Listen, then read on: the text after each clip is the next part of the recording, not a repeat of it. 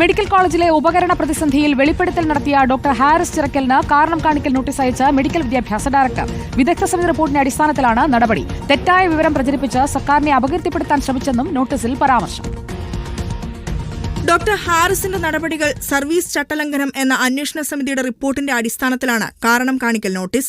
സർക്കാർ സർവീസിൽ ഇരിക്കുന്ന ഒരാൾ വിവരങ്ങൾ ഫേസ്ബുക്കിൽ പോസ്റ്റിട്ടതും പരസ്യ പ്രസ്താവന നടത്തിയതും സർവീസ് ചട്ടങ്ങൾ ലംഘിക്കുന്നതാണ്. അതേസമയം ഡോക്ടർ ഹാരിസ് ഉന്നയിച്ച എല്ലാ പ്രശ്നങ്ങളും വസ്തുതയല്ലെന്നും നോട്ടീസിൽ ചൂണ്ടിക്കാട്ടുന്നു. പ്രോബ് ഇല്ലെന്ന് പറഞ്ഞ് ശസ്ത്രക്രിയ മുടങ്ങിയ ദിവസം പ്രോബ് ഉണ്ടായിരുന്നെന്നും തൊട്ടടുത്ത ദിവസം ഈ പ്രോബ് ഉപയോഗിച്ച് ശസ്ത്രക്രിയ നടന്നിട്ടുണ്ടെന്നും വിദഗ്ധ സമിതി റിപ്പോർട്ടിന്റെ അടിസ്ഥാനത്തിൽ നൽകിയ നോട്ടീസിൽ പറയുന്നു. മാത്രമല്ല, പ്രോബ് സംബന്ധിച്ച് 2 കത്തുകൾ നൽകിയതൊഴിച്ചാൽ നേരിട്ടോ മീറ്റിംഗുകളിലോ ഇങ്ങനെയൊരു വിഷയം സൂപ്രണ്ടിനോടോ പ്രിൻസിപ്പലിനോടോ മറ്റ് ഉത്തരവാദിത്തപ്പെട്ടവരോടോ ഡോക്ടർ ഹാരിസ് ഉന്നയിക്കുകയോ ശ്രദ്ധയിൽപ്പെടുത്തുകയോ ചെയ്തിട്ടില്ല എന്നും സമിതി കണ്ടെത്തിയിട്ടുണ്ട്.